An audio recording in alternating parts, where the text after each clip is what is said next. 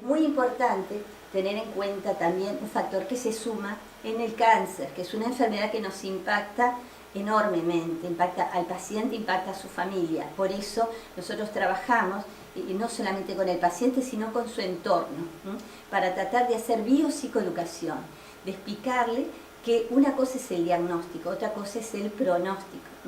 El diagnóstico es importante conocerlo para poder actuar y hacer un tratamiento. El pronóstico, vamos a ver que, como dice Ilya Prigogine, no hay certezas pronósticas en sistemas abiertos como es el ser humano. Podemos hablar de probabilidades, pero no de certezas. Y es importante tener en cuenta esto, porque el impacto del diagnóstico puede llevar a sumar un nuevo factor de estrés, que se sume a aumentar aún más esa cascada neuroquímica del CRH y el cortisol. Entonces es importante tratar de amortiguar ese impacto, porque si no, como acá dice Ilya Prigogine, que está en esta imagen, que fue premio Nobel en el 77, justamente hablando de estos sistemas dinámicos y de que hablemos de probabilidades, dice que si una persona se cierra, por ejemplo, un paciente que dice, bueno, a mí me dieron un plazo de vida, cosa que no existe, y en la clínica vemos que muchas veces no se cumple, porque todas las personas tenemos distintos recursos, distintas posibilidades, pero esto puede estar generando allí un estado de angustia y depresión que lleve al paciente a conductas biológicas por las cascadas de la hormona del estrés que libera, pero también a conductas en su vida cotidiana. Aquella persona que dice, no, si igual me dieron 2 meses de vida, baja la persiana, quiero estar a oscuras, ¿para qué voy a comer? Y ver afectos, ¿para qué? Con lo que me está pasando, y salir a caminar menos, y ni quiero dormir. O sea, empieza a tener conductas que no ayudan a su salud. Entonces es como esta campana, que un sistema se cierra y tiende a desvitalizarse. Y eso ahí sí se cumple lo que son las leyes de causalidad lineal, de unicausalidad, porque como no entran otros estímulos, es como un sistema de laboratorio que se va cerrando y tiende a desvitalizarse. Por el contrario, si el sistema se abre y empieza a incorporar tratamientos médicos, psicoterapéuticos, afectivos, nutricionales, de terapia del sueño, etc., este sistema puede vitalizarse y como un sistema dinámico muchas veces nos sorprende al estado de salud que puede ir encaminando. Y bueno, entonces, en síntesis, nosotros lo que planteamos que ante un diagnóstico de enfermedad como es el cáncer, así como en otras patologías, es urgente e imperioso identificar aquellos factores que pudieron haber favorecido la enfermedad y buscar estrategias para modificarlos, porque esos factores pueden estar en la génesis o pueden seguir presentes en la mantención de la enfermedad o en la exacerbación de los síntomas.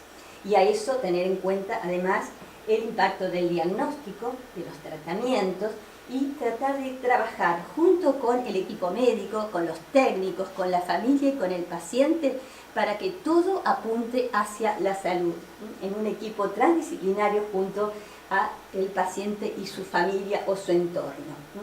Y tenemos que tener en cuenta que los vínculos, nuestras relaciones, impactan en cómo nosotros conformamos nuestro cerebro y toda nuestra red psiconeuroinmunoendocrina.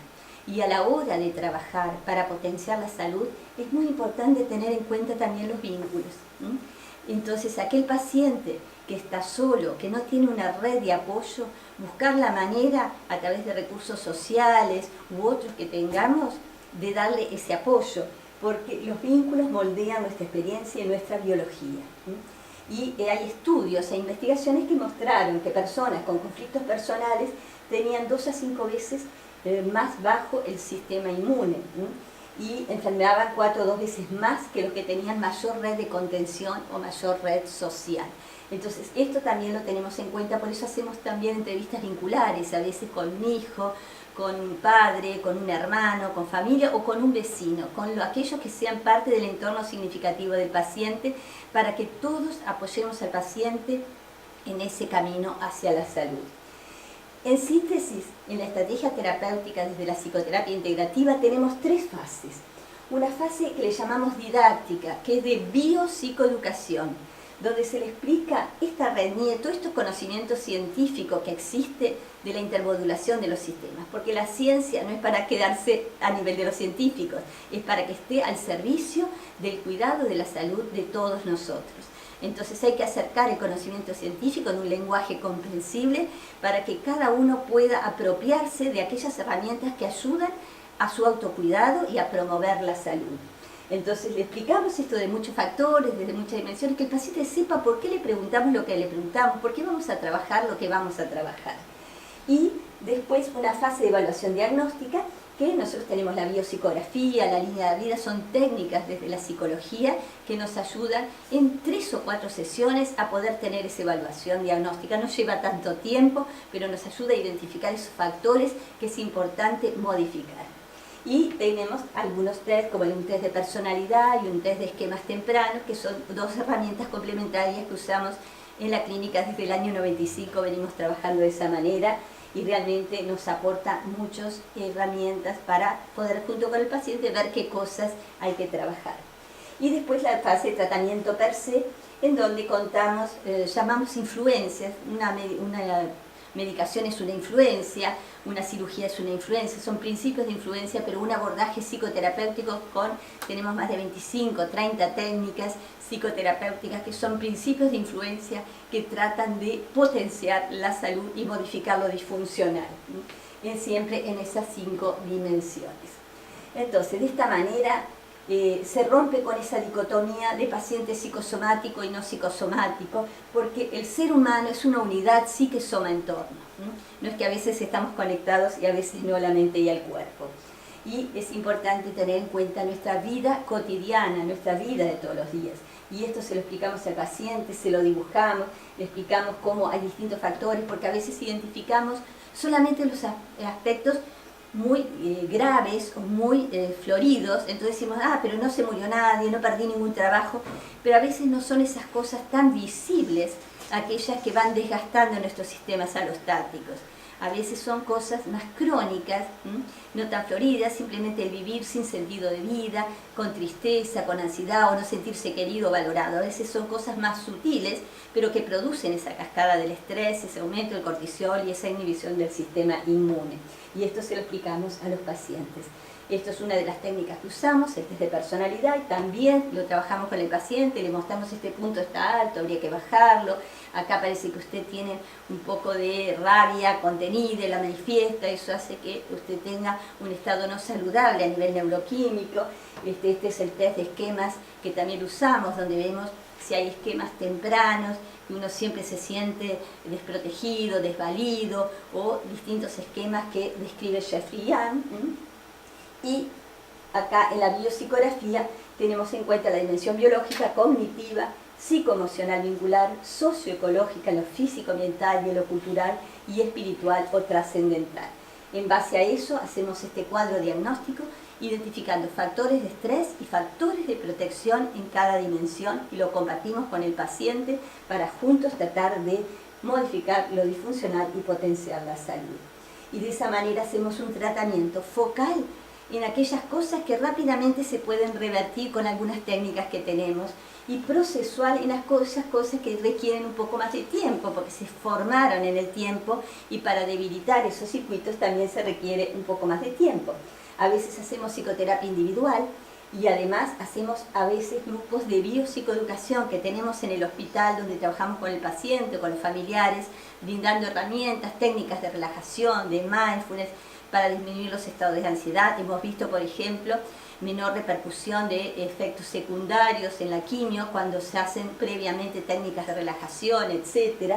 A veces hacemos entrevistas vinculares o con la familia, y vamos enseñando y transmitiendo todas estas herramientas. Acá están las 25 técnicas que tenemos más todavía, y entonces la idea es tratar de reforzar las redes neurales que son circuitos de salud, factores neurotróficos de serotonina, BDNF, etc., y debilitar todo lo que son activaciones amigdalinas de ansiedad, miedo, todo lo que genera un fenotipo vulnerable, CRH, la hormona liberadora corticotrófica, etc. Y en eso consta nuestro abordaje terapéutico. Es así que entonces partimos de que ya no vamos a tener un enfoque compartimentado, sino un enfoque sistémico, una visión de red. Y además no vamos a tener solamente un enfoque centrado en lo patógeno, sino un enfoque también en potenciar la salud. Esto es lo que desarrollamos en los libros de psicoterapia integrativa, que es específico para el área de psicoterapia, pero que plantea todo este paradigma de la psiconeuro, y también en el libro que escribimos con Laura, tratando de acercar todas estas herramientas a nivel de sueño, nutrición, emociones y distintas técnicas que pueden ayudar al proceso hacia la salud. Bueno, quedo a la disposición para cualquier pregunta, y bueno, esto es un poco una síntesis de los aportes de la psicoterapia y por qué es importante que en todo proceso de salud y enfermedad haya un diagnóstico de los aspectos emocionales, porque estos están siempre presentes, son nuestra vida de todos los días y tienen un impacto en nuestra biología, favoreciendo la enfermedad o favoreciendo la salud. Bueno, muchísimas gracias Margarita por esta. Yo mientras estaba mirando el Facebook, un montón de personas que te mandaron likes y otras hasta corazones cuando decías algo. Mientras van escribiendo las preguntas por Facebook, que vamos a poder responder, les comento un par de cosas, porque hay algunos que pedían a ver si se iban a poder ver los slides. Estos videos van a ser editados, donde se van a ver las diapositivas más nítidas, ahí van a poder ver la bibliografía y todo. O sea que no se preocupen, que van a recibir después el link para ver dónde ver los videos editados con más nitidez. La idea hoy era que, bueno, que la conocieran a Margarita con todo su trabajo, y si quieren ahondar, ella les dejó la bibliografía, los emails de contacto, y van a tener la presentación para verla. Ahora los invito a los que están oyendo, si tienen algunas preguntas, pueden aprovechar esta oportunidad desde el Facebook Live, escriben la pregunta y nosotros se la hacemos a Margarita. Margarita, mientras van escribiendo algunas preguntas, yo te quería hacer una pregunta. A ver, ya sé que hablaste un poco de esto, pero me parece que es un tema importante, ¿no? Yo vengo desde la oncología, donde estamos acostumbrados a clasificar a los pacientes según la patología, ¿no? Cáncer de mama, estadio tal. Y desde la psiconeuroinmunología, vos hablaste de este concepto, ¿no? de equifinalidad, que no sé si lo nombraste como tal, pero me gustaría por ahí que te explayaras de cómo desde la psiconeuroinmunología se ve diferente. Dos personas pueden tener la misma patología, pero vienen de caminos diferentes, ¿no? Por así decirlo. ¿Podés contarnos un poquito más? Creo que ese es un concepto muy importante, porque no solamente en la medicina, en la psicología también, muchas veces nosotros tendríamos a encasillar todos los pacientes que tienen determinada patología es por tal cosa, como que hubiera una causalidad lineal. Y justamente desde la teoría general de los sistemas, como Bertalanffy, se vio que existe el principio de equifinalidad y de multifinalidad. Es decir, que partiendo de condiciones iniciales semejantes, a través de lo que se va viviendo en la vida, se puede llevar a resultados diferentes. Y también a la inversa, partiendo de condiciones diferentes, a través de lo que se va viviendo en la vida, se puede llegar a un mismo resultado. Quiere decir que uno puede llegar a tener cáncer o cualquier otra patología, no siempre por las mismas razones, no siempre es porque tal cosa, generalmente es una convergencia causal. Por eso el diagnóstico, más allá que los protocolos generales nos permiten tener tendencias de tratamientos a nivel farmacoterapéutico o psicoterapéutico, hay que ver en cada persona en particular cuáles son las condiciones que fueron generando el estado de enfermedad y cuáles son las condiciones en esa persona en particular que van a permitir potenciar la salud. Tiene que haber un diagnóstico que sea personal. En cada persona es como que partimos de cero en parte, viendo en esa persona en particular qué es lo que ha sucedido a lo largo de su vida que fue llevando a esa enfermedad y cómo hacer entonces para potenciar la salud. Esa es un poco la idea, por eso el diagnóstico es individual en cada persona, y un abordaje también de esa persona con su entorno y con sus condiciones particulares. Bueno, parece que les gustó la respuesta, hay mucha gente participando. Margarita, te quería preguntar también, ya que te tenemos acá, aprovechar si nos podés contar un poquito la experiencia de ustedes en Uruguay, en el Hospital de Clínicas, y cómo prácticamente, cómo llevan esto a la práctica, esto de la evaluación médica, psicológica, digamos, en todas las dimensiones. prácticamente, el paciente, ¿por dónde entra? ¿A quién va a ver primero? Después, ¿a quién ve? No sé si nos podés dar como un escenario. Bueno, el paciente puede llegar de distintas maneras. A veces viene derivado por el médico tratante, a veces por el radioterapeuta, a veces por la enfermera que lo ve en el corredor, que está angustiado, a veces viene por sí mismo, porque sabe, hoy a través de los medios de comunicación hay mucha información de cómo nuestras emociones, nuestra personalidad incide en la salud. Entonces muchas veces son los pacientes mismos que dicen yo quiero hacer una evaluación de los aspectos psicoemocionales y lo piden en el hospital. Entonces llegan de distintas maneras. No importa por dónde lleguen, lo que tratamos de hacer en primera instancia es biopsicoeducación y explicarle al paciente qué bueno que consulta, porque además de aspectos biológicos, porque usted era fumador o porque etcétera, por la vulnerabilidad genética, hay aspectos que desde el sistema nervioso pueden no haber favorecido su salud o haber favorecido la enfermedad. Vamos a ver si ellos los identificamos y ver si hoy siguen estando presentes, porque si no usted hace todo un esfuerzo de quimioterapia, de radioterapia y capaz que diariamente usted está en un vínculo que le trae mucho sufrimiento en su hogar o en su trabajo y eso produce una cascada neuroquímica en contrario de los objetivos terapéuticos y el esfuerzo que usted está haciendo para tratar de lograr un estado de salud. Entonces eso es lo que hacemos con los pacientes y tenemos equipos de psicólogos en oncología y también en otras clínicas del Hospital de Clínicas y en el Hospital de Niños, también para otras patologías, donde con el paciente se hace esa fase de biopsicoeducación y se hace la evaluación diagnóstica que lleva unas 3 entrevistas más o menos, no lleva tanto para poder trabajar identificando esas cosas y entonces buscar estrategias para modificar lo adverso y potenciar la salud.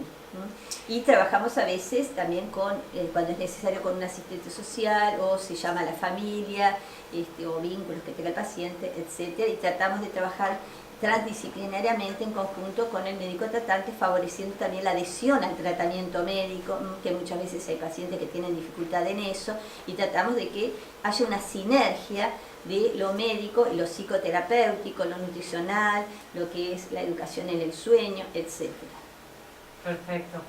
Hay una pregunta como más puntual. ¿Qué herramientas diarias se pueden utilizar para el tratamiento de la ansiedad? Me parece que es una buena pregunta para poder explayar desde la psiconeuro, ¿no? Como las diferentes herramientas. Bueno, era lo que decíamos. Por un lado, hay estrategias que están centradas en la emoción, es decir, cómo disminuir el estado de ansiedad. Entonces, ahí desde psicofármacos, que puede ser una estrategia, a veces trabajamos con psiquiatras, pero también hay técnicas de relajación, de mindfulness, que nosotros las hacemos también el aprendizaje grupalmente, porque ya el propio diagnóstico de la enfermedad genera un impacto y un estado de ansiedad o de angustia. Entonces tenemos distintas técnicas, algunas que son más rápidas, de movimiento de la cabeza, de respiración, otras que ya requieren como una sistematización todos los días, irlas practicando. Entonces enseñamos esas técnicas, pero lo que sí decimos que no basta solamente con tratar de apagar el incendio, hay que buscar aquellas causas o aquellas condiciones que llevan a ese estado de ansiedad, porque a veces hay condiciones en la vida de todos los días, problemas de vínculos, de relaciones con un hijo, con el padre, con el trabajo, etcétera, que si uno simplemente baja con un ansiolítico, con determinadas técnicas, pero no modifica las condiciones que generaron ese estado vuelve a reaparecer. Entonces buscamos también identificar qué factores favorecen ese estado. A veces no son cosas en sí mismas, sino la personalidad, la rumiación de pensamiento constante, nuestras creencias, pensamiento catastrófico, va a pasar algo terrible, o ese tipo de cosas. Por eso es importante la evaluación de factores concretos, factores de estrés, pero también factores de personalidad o mecanismo de afrontamiento que no sean saludables. Y por supuesto todas las técnicas de relajación, de respiración, de mindfulness, conciencia plena, etcétera, que favorecen estados de mayor armonía. La respiración es muy importante y la enseñamos allí mismo en el hospital, ¿no? en técnicas grupales. Y para los psicólogos, psicólogas, terapeutas que te están escuchando, Margarita, los que se quieren formar en esta mirada integrativa, desde la psicología integrativa, acá en Uruguay, por online, que podés darles 2 o 3 links a ver dónde pueden acudir. Bueno, tenemos a nivel online, a través del Centro Humana Instituto, tenemos algunos cursos online y también seminarios presenciales, incluso para gente del exterior, de interior. Tenemos pasantías para gente del Uruguay o para gente del exterior a nivel hospitalario, donde se ve cómo se aplica este modelo, esta forma de hacer una evaluación diagnóstica, cómo se aplica la biopsicografía y otras técnicas. Esas son pasantías hospitalarias. Y tenemos también formación a nivel de posgrado, dirigida a médicos, a psicólogos y otros profesionales de la salud. Lo tenemos en la Universidad Católica en Montevideo, lo tenemos en una universidad que está en Maldonado, que es UNIFA. Estamos también presentes a nivel de Facultad de Medicina, en la Universidad Clave de Punta del Este. Y tenemos en el exterior, en muchas universidades, donde desarrollamos esta formación de psicoterapia integrativa NIE en la Universidad de Belgrano en Buenos Aires, en la Universidad de Córdoba, a través de la Sociedad Uruguaya de Psicoinmunología y también de la Federación Latinoamericana de Psicoinmunología, que justamente aprovecho para anunciar que justamente el 7 y 8 de septiembre vamos a tener un congreso latinoamericano, que va a ser el número 10, ya en el 2008 fue el primer congreso que fue en Montevideo, Uruguay, ahora lo volvemos a hacer en Montevideo, Uruguay, en el NH Columbia, 7 y 8 de septiembre, donde se van a ver todos estos aspectos, aspectos médicos, aspectos nutricionales, aspectos de sueño, aspectos de las emociones, técnicas, y esperamos que vengan muchos colegas de toda Latinoamérica, de distintas agrupaciones y sociedades NIE, y están todos invitados, todos los profesionales de la salud que tengan esta concepción integral del ser humano para poder profundizar y actualizarse en cuanto a distintas herramientas para trabajar en esto. Así que bueno, cualquier duda se pueden conectar con el Centro Humana, Instituto, o con la Sociedad Uruguaya de Psiconeuroinmunología. Y acá está el póster del próximo congreso, que ya está abierta la inscripción también para el mismo. Bueno, buenísimo. No sé si querías agregar alguna cosa, Margarita, si no, vi que te agradecen, hay varias fans tuyas ahí escuchándote porque decían gracias Margarita, así que seguramente ha sido muy útil para mucha gente escuchándote. No, simplemente decir que realmente los estudios y las investigaciones que dan cuenta de las relaciones del sistema nervioso, endocrino, inmune y cómo funcionamos con el influjo de estímulos de distintas áreas, ya datan de hace muchos años, o sea que realmente actualmente es una obligación como profesionales de la salud el que haya una evaluación diagnóstica de los aspectos biológicos y también de los aspectos psicoemocionales y sociales de la persona, porque si no esos aspectos quedan sin ser identificados y tratados y pueden estar operando en contra de todos los logros terapéuticos que hacemos desde otras áreas. Entonces creo que es un deber como profesionales el favorecer que se haga un abordaje combinado médico-psicoterapéutico. Creo que eso nos va a dar más eficacia terapéutica y bueno, la clínica nos lo ha demostrado porque ya lo hemos visto en estos 20 y pico de años que llevamos trabajando, cómo realmente se logra revertir situaciones que a veces parecía difícil de revertir, pero en la medida que empezamos a identificar y a tratar aspectos que antes eran olvidados, estamos teniendo mucho más eficacia terapéutica en esta patología y en todas. Gracias. Bueno, muchísimas gracias Margarita. Bueno. Vamos a hacer 5 minutitos de corte o 2 minutitos de corte antes de que les presente al profesor Cardinali. Los vemos en unos minutitos, no se vayan, hasta luego.